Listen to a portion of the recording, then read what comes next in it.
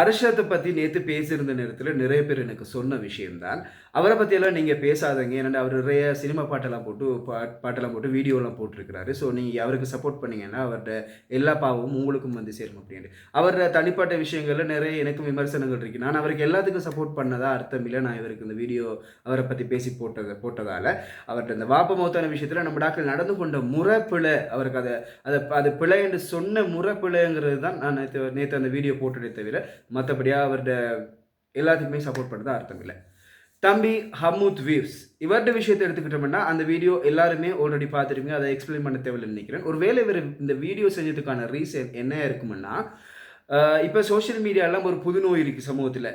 என்ன நோய்னா, content create பண்ணி போடுறவங்களுக்கு reach கிடைக்கலன்னு சொன்னால், அந்த ரீச் கிடைக்கலக்கள் என்ன செய்கிறாங்க, சேம் டைமில் பார்க்குறாங்க அந்த கிறுக்குத்தனமாக பைத்தியாரத்தனமாக வீடியோ செஞ்சு போடக்கூடியவங்க குயிக்காக ரீச் ஆகிடுறாங்க. ஸோ நாமளும் ஏதாவது வித்தியாசமாக செஞ்சால் ரீச் ஆகிடலாமங்கிற ஒரு நோக்கத்தில் தம்பி வீடியோ செஞ்சாரோ தெரியல.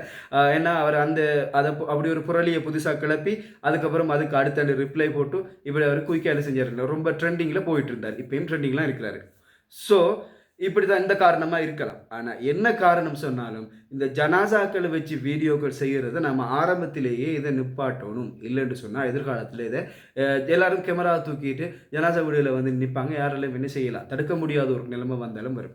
ஏன்னா இது நம்முடைய சமூகத்தில் இருக்கிற பெரிய ஒரு பிரச்சனை. ஒரு ஜனாசா சம்பந்தப்பட்ட ஒரு விஷயத்தை, ஒரு மரண அறிவித்தலை, ஒரு மரணம் சம்பந்தப்பட்ட சோகத்தை எப்படி வெளிப்படுத்தணும்னு நமக்கு யாருக்குமே பொதுவாகவே தெரியல. ஏன் அப்படி சொல்கிறேன்னா, இந்த சாய்ந்த மருது அந்த தண்ணியில் மூழ்கி காரில் மூழ்கி மௌத்தான அந்த நேரத்தில் கூட நிறைய பேர் அந்த வீடியோவை போட்டு பேக்ரவுண்ட் மியூசிக்கெல்லாம் போட்டு வீடியோவாக ஷேர் பண்ணியிருந்தாங்க. டிக்டாக்ல ஃபேஸ்புக்கில் எல்லாம் ஷேர் பண்ணியிருந்தாங்க.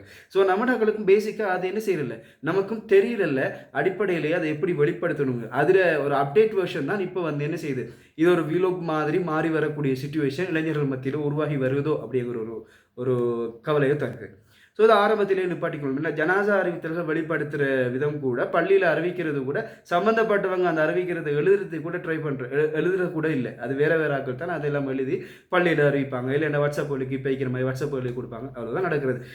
ஸோ ஒரு ஜனாசா இடம்பெற்று ஒரு மரணம் நடந்துட்டு அப்படின்னு சொன்ன வீட்டில் அதில் சோகத்தை வெளிப்படுத்துறங்கிற உணர்வு இல்லாமல் போயிடக்கூடாது.